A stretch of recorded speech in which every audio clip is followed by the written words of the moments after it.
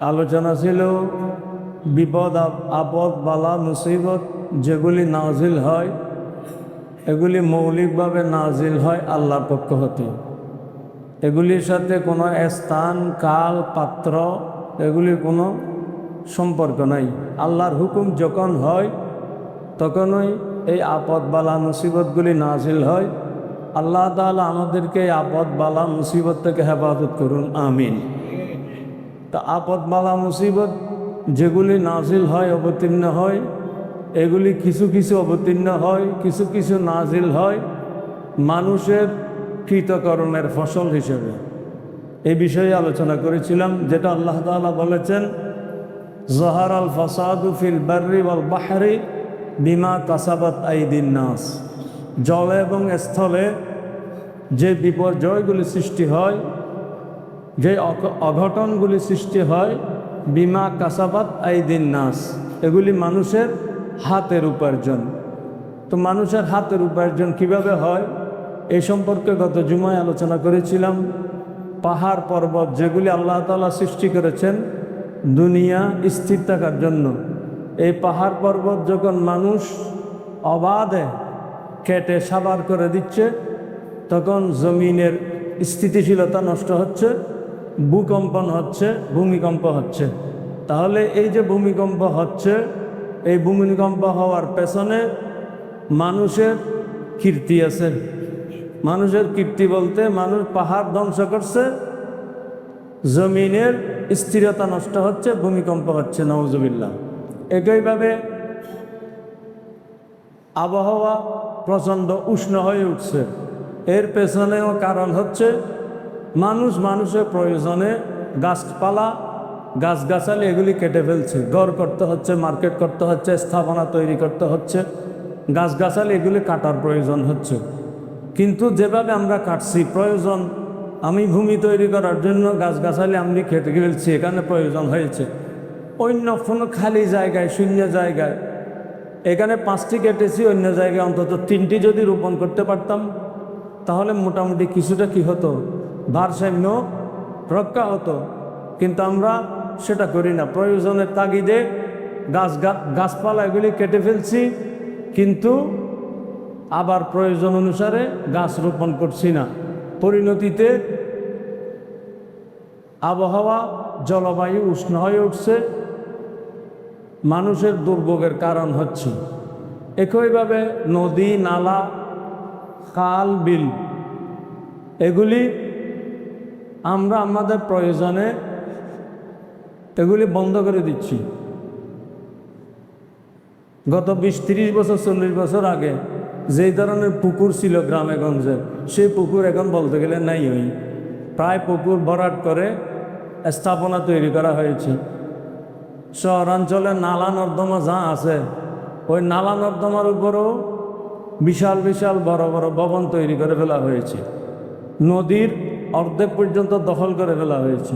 তাহলে এগুলির কারণে পানি নিষ্কাশনের যে স্বাভাবিক গতি সেটা বন্ধ হয়ে গেছে। তো বন্ধ হয়ে যাওয়াতে বন্যা হচ্ছে। এই যেগুলিকে এমনি বলা হচ্ছে প্রাকৃতিক দুর্যোগ। প্রাকৃতিক দুর্যোগ বলতে তো কিছু নাই, মূলত সব দুর্যোগ আল্লাহর পক্ষ থেকে হয়। তা আল্লাহর পক্ষ থেকে যে দুর্যোগগুলি হয় এগুলি আবার ওই মানুষের হাতের কামাই। এই যে বন্যা হচ্ছে, তাহলে আমরা নদী গতিপথ বন্ধ করে দিয়েছি, নালা নর্দমা বন্ধ করে দিয়েছি, পুকুর ভরাট করে ফেলেছি। তো বৃষ্টির পানিগুলি যাবে কোথায়? তো সঙ্গত কারণেই বন্যা হচ্ছে। তো এগুলি হচ্ছে আমাদের হাতের কামাই। আর যেগুলি সম্পর্কে আর কিছু আছে, যেমন প্রতি বছর পত্রপত্রিকায় দেখেন যত শিশু পুকুরে ডুবে মারা যায়। বলতে গেলে পুকুর এখন কমেই গেছে, যে কয়টা পুকুর আছে গ্রামে, বিশেষত ছুটির সময়, স্কুল ছুটির সময় যখন গ্রামে আসে ছোট ছোট শিশুরা খেলতে গিয়ে পুকুরে পরে মারা যায়। প্রতি বছর হিসাব করলে এটা কয়েক শত হবে। গত কয়েকদিন আগেও দেখলাম চুয়েটের এক শিক্ষার্থী ছাত্র পুকুরে গোসল করতে নেমেছে, সে অথচ সাঁতার জানে না, গোসল করতে নেমেছে, ডুবে মারা গেছে। তাহলে এই যে ডুবে মারা যাচ্ছে, সাঁতার জানা এটা একজন মানুষের জন্য খুবই প্রয়োজন। হাদিস শরীফের বিশেষত হযরতে আমিরুল মুমিনিন সৈয়দুনা ওমর ফারুক রাদিয়াল্লাহু তাআলা আনহুর পরামর্শ দিয়েছেন, তোমরা তোমাদের ছেলে মেয়েদেরকে আল্লিমুস সিবাহা, তোমরা তোমাদের ছেলে মেয়েকে সাঁতার শিখাও, সাঁতার, কারণ সাঁতার এটা খুব বেশি প্রয়োজন। এই প্রতি বছর যে এতগুলি শিশু মারা যাচ্ছে, এগুলির অন্যতম কারণ হচ্ছে সাঁতার না জানা।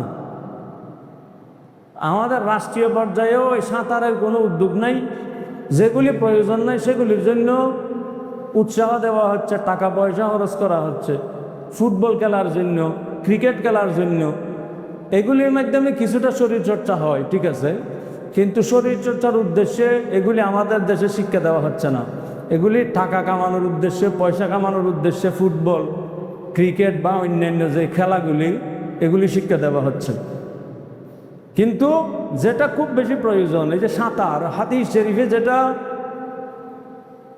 1400 বছর আগে বলা হয়েছে, আল্লিমুস সিবাহা, তোমরা তোমাদের ছেলে মেয়েদেরকে সাঁতার শিক্ষা দাও, সেটা আমাদের দেশে দেওয়া হচ্ছে না। তো দেওয়া হচ্ছে না, পরিণতিতে আমরা প্রতি বছরই আমাদের বেশ কিছু ছেলে মেয়েদেরকে আমরা হারিয়ে ফেলছি। তো যেটা বললাম, এই বিপদ আপদ বালা মুসিবত এগুলি কিছু ক্ষেত্রে আমাদের হাতের কামাইয়ের ফল। আমরা নিজেরাই নিজেদের পরিবেশকে, প্রতিবেশকে আমরা নষ্ট করে দিচ্ছি, ধ্বংস করে দিচ্ছি। পরিণতিতে এগুলির কুফল আমাদেরকে ভোগ করতে হচ্ছে। আল্লাহ পাক হেফাজত করুন, আমিন।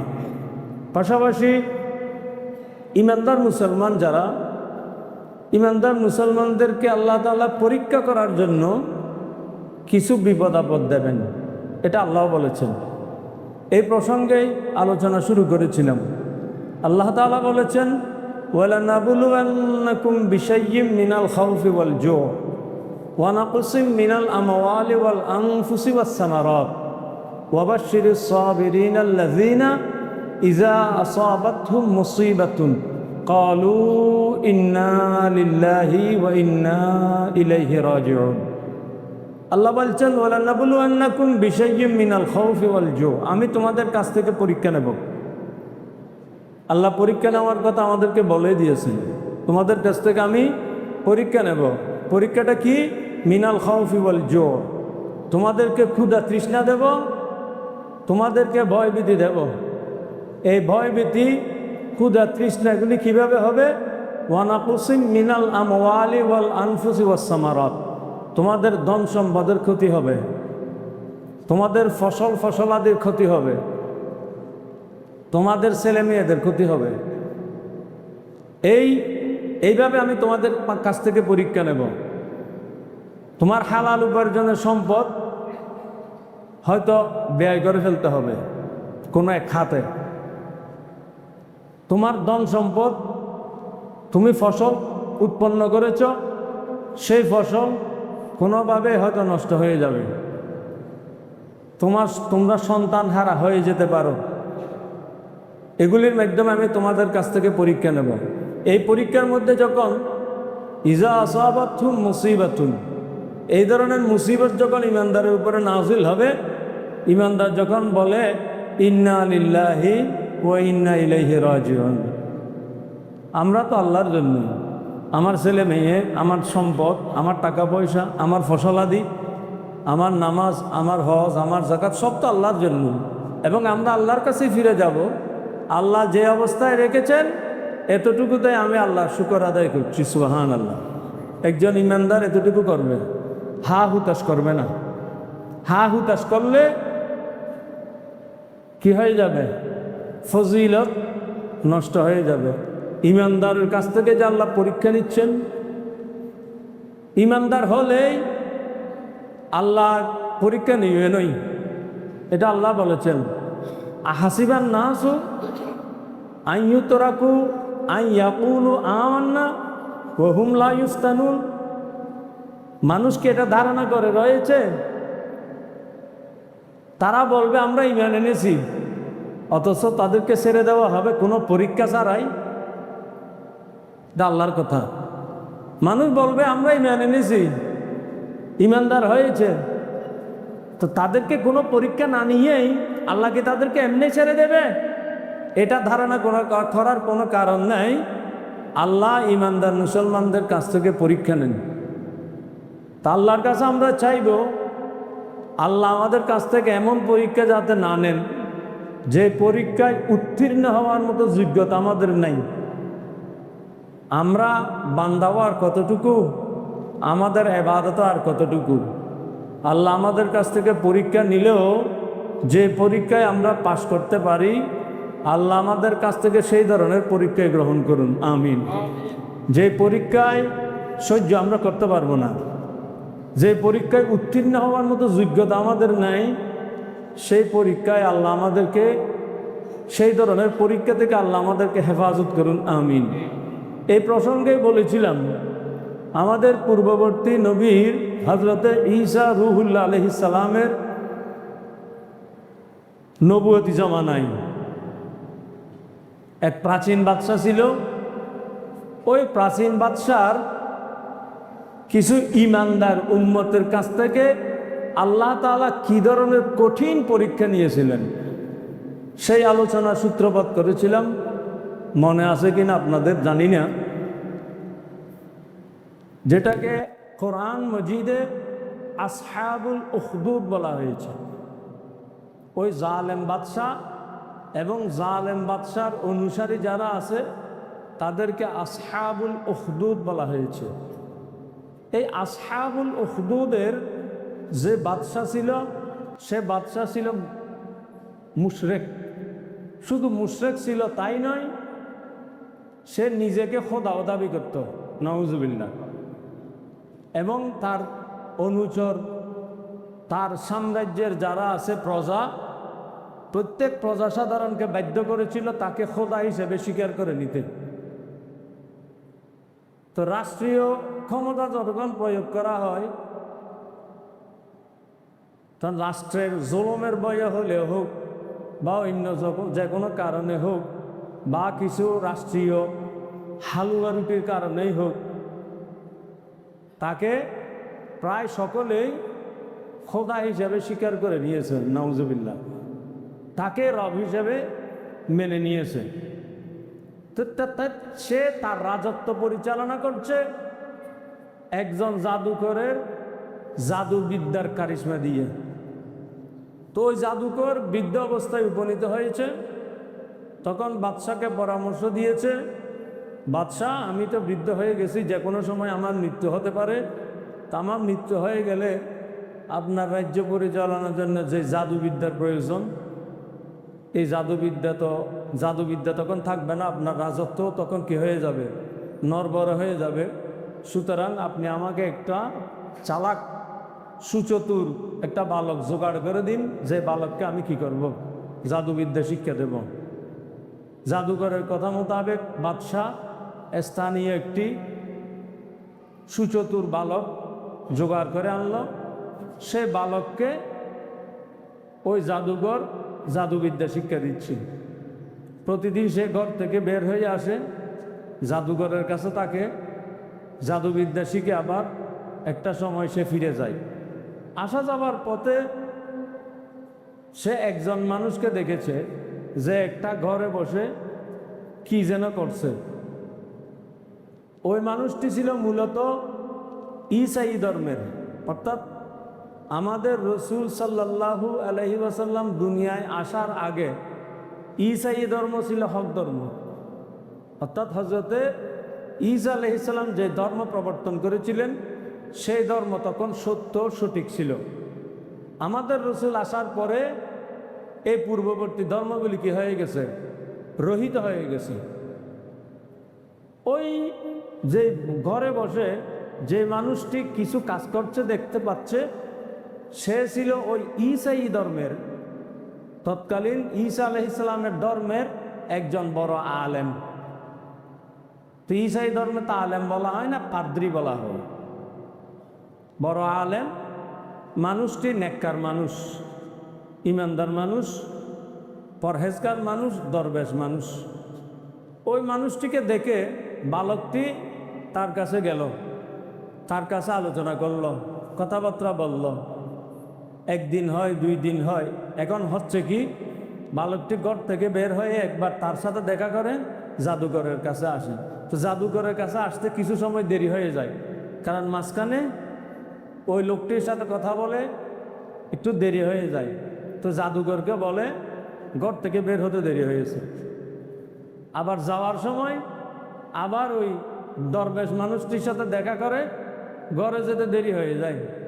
ঘরে জিজ্ঞেস করলে এতক্ষণ দেরি হলে কেন, তো ঘরে জবাব দেয় জাদুঘরের কাছে একটু দেরি হয়ে গেছে। এভাবে বেশ কয়েকদিন হলো। হতে হতে সোহবত, যেটা সঙ্গ, সঙ্গ এটা কত বড় নিয়ামত দেখেন। এমনি আমাদের বাংলা ভাষায় একটা কথা বলে না, সৎসঙ্গে স্বর্গবাস, অসৎসঙ্গে সর্বনাশ। এই সঙ্গ, এই দরবেশ মানুষটির সাথে যখন এই বালকটি কয়েকদিন উঠা বসা করলো, কথাবার্তা বলল, এক পর্যায়ে বালকের অন্তরের মধ্যে ঈমানের নূর ঢুকে গেল। সুবহানাল্লাহ। তখন বালকটি ওই দরবেশ মানুষের হাতে তৎকালীন যে ঈসাই ধর্ম, সেই সত্য ধর্ম, হক ধর্ম, সেই ধর্ম গ্রহণ করে নিল। সুবহানাল্লাহ। বালক, একে তো বালক, না বালক ছেলে তো মাসুম, তাদের কোনো গুনাহ নেই। সে যখন ওই ঈসাই আলেমের হাতে, দরবেশের হাতে ঈমান গ্রহণ করলো, আল্লাহ তাআলা সেই বালকটিকে আল্লাহর ওলি হিসাবে কবুল করে নিলেন। সুবহানাল্লাহ। কেমন ওলি হিসাবে কবুল করলেন দেখেন। এখন এই বালকটি প্রতিদিন আসা যাওয়া করে, জাদুবিদ্যাও শিখছে, কিন্তু ঈমানের উপর অটল রয়েছে। সে বাদশাকে আর রব মানে না, সে রব মানে একমাত্র আল্লাহকে। এবং সে ঈসাই ধর্মের, হক ধর্মের পরিপূর্ণ অনুসারী হয়ে গেল। এর বদৌলতে আল্লাহ তাআলাকে বেলায়েত দিয়ে দিলেন, তাকে ওলি হিসাবে কবুল করে নিলেন। একদিন দেখা গেল কোন একটা জনপদে, তাদের যে জনপদ আছে, জনপদে মানুষের চলাচলের রাস্তায় একটা বিশালাকায় হিংস্র কোনো একটা পশু এসে হাজির হয়ে গেছে। হিংস্র পশু, এটা বিভিন্ন বর্ণনায় বিভিন্ন ধরনের এসেছে। কোনো বর্ণনায় সিংহ এসেছে, কোনো বর্ণনায় বাঘ এসেছে, কোনো বর্ণনায় অজগর সাপ এসেছে, কোনো বর্ণনায় কিছুই বলা হয়নি, বলা হয়েছে কোনো এক ধরনের একটা হিংস্র পশু। এখন হিংস্র পশু যখন জনপদে চলে এসেছে, তখন সঙ্গত কারণে মানুষের মধ্যে এক ধরনের আতঙ্ক সৃষ্টি হলো। মানুষের স্বাভাবিক জীবনযাত্রা ব্যাহত হচ্ছে, মানুষ স্বাভাবিক চলাচল করতে পারছে না। এখন কি করবে না করবে, মানুষ দিশেহারা অবস্থায় উপনীত হয়ে গেছে। ওই হিংস্র পশুকে সেখান থেকে তাড়ানোর বা তাকে মেরে ফেলার এই ধরনের শক্তি, সাহস কারোই হচ্ছে না। কি করবে না করবে, এক ধরনের দিশেহারা অবস্থায় মানুষ উপনীত হয়েছে। সেদিক দিয়ে ওই আল্লাহর ওলি বালকটি যাচ্ছিল, সে মানুষের এই অসহায়ত্ব দেখতে পেয়েছে। একটা হিংস্র পশুর সামনে মানুষ অসহায় হয়ে দাঁড়িয়ে আছে, কিছুই করতে পারছে না, নিজেদের স্বাভাবিক কোনো কাজ কাম করতে পারছে না, পশুটিকে দৌড়াতেও পারছে না, ধ্বংসও করতে পারছে না। এই অবস্থা দেখে ওই বালকটি একটি পাথর নিয়ে, ছোট, বেশি বড় পাথর না, যতটুকু তার হাতে ধরে এতটুকু পাথর, তো ছোট বালকের হাতে আর কতটুকু পাথর ধরবে, একটা পাথর নিয়ে শুধু বিসমিল্লাহ বলে,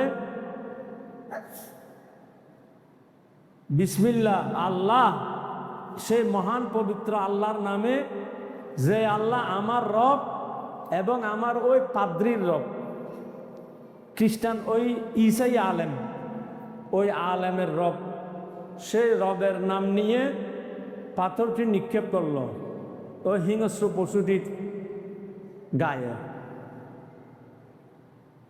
এটা বিভিন্ন তফসিরের কিতাবেও এসেছে, হাদিস শরীফের একাধিক গ্রন্থে ওই ঘটনা বর্ণনা করা হয়েছে। পরীক্ষা শুরু হবে এখন সামনে। ওই পাথরটি নিয়ে যখন বালকটি ওই পশুটির গায়ে মারল, সাথে সাথে পশুটি মারা গেল। পশুটির যে বিশাল আকায়, এত ছোট পাথরের আঘাতে মারা যাওয়া, এটা সাধারণ দৃষ্টিতে অসম্ভব।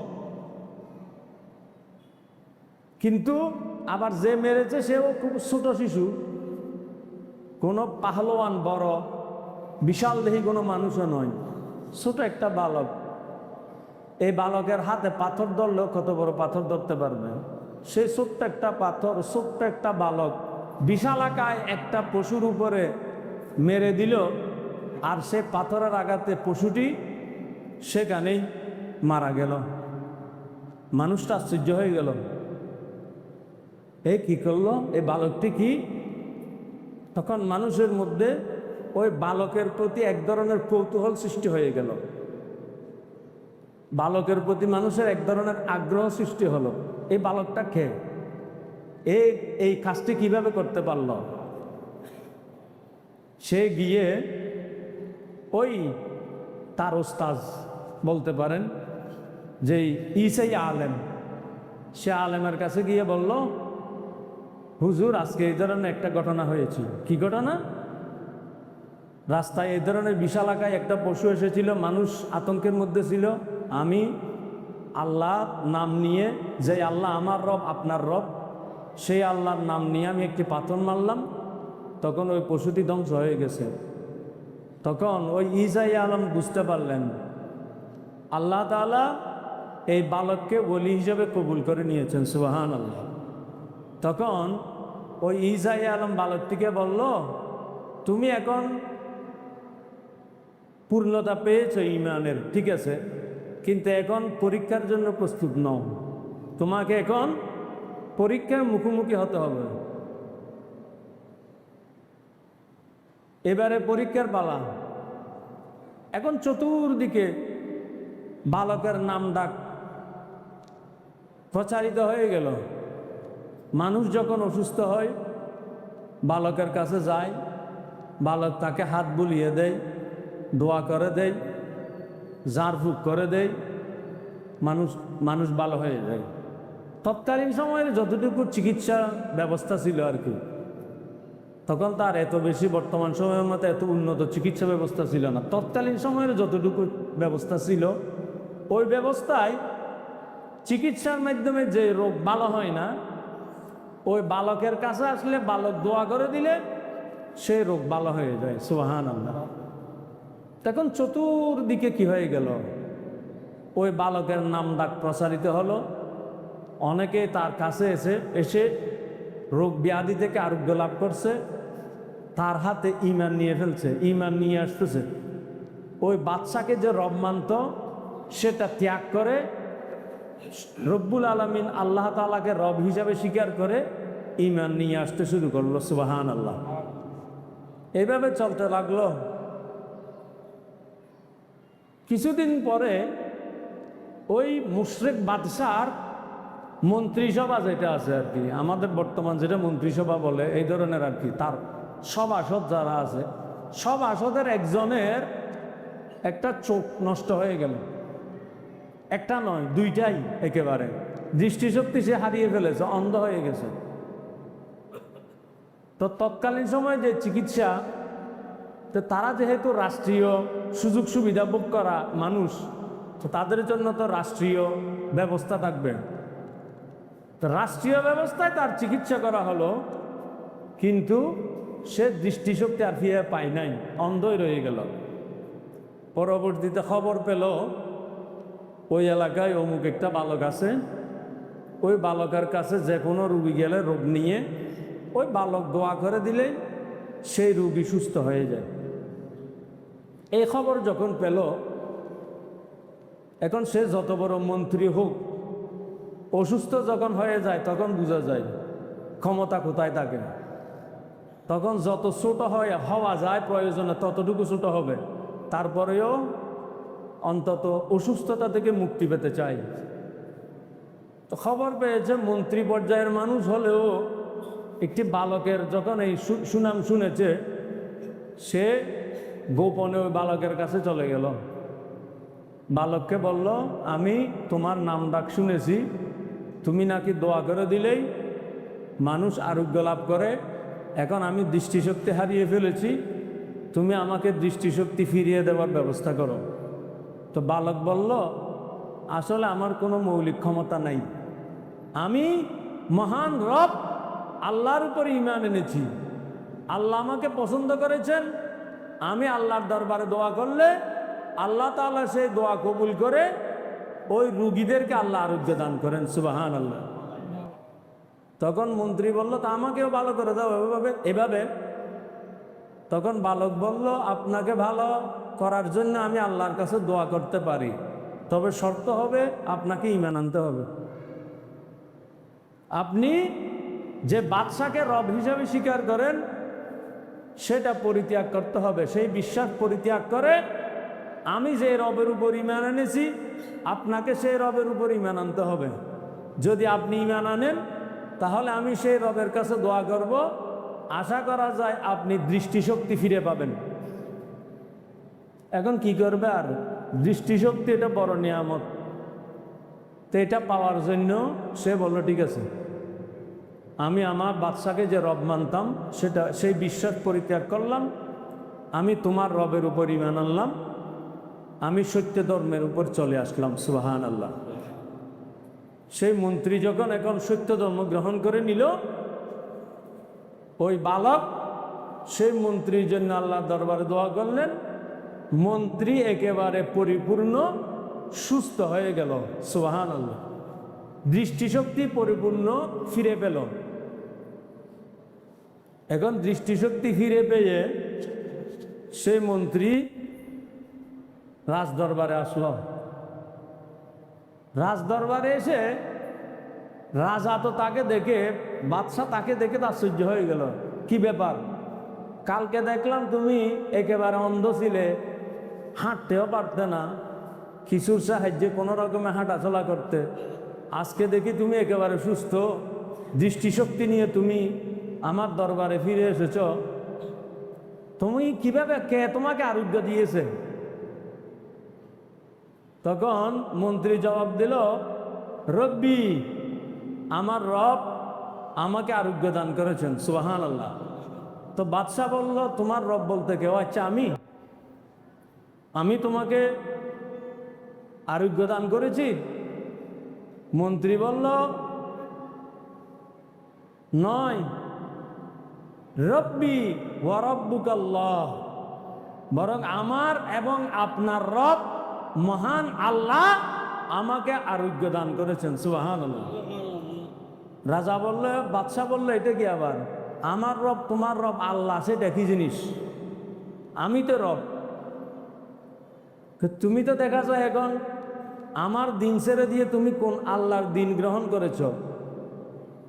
তখন মন্ত্রী বলল, হ্যাঁ, আমি আপনাকে এখন রব স্বীকার করি না, আমি আল্লাহকে রব স্বীকার করে আল্লাহর উপর ঈমান নিয়ে এসেছি, সুবহানাল্লাহ।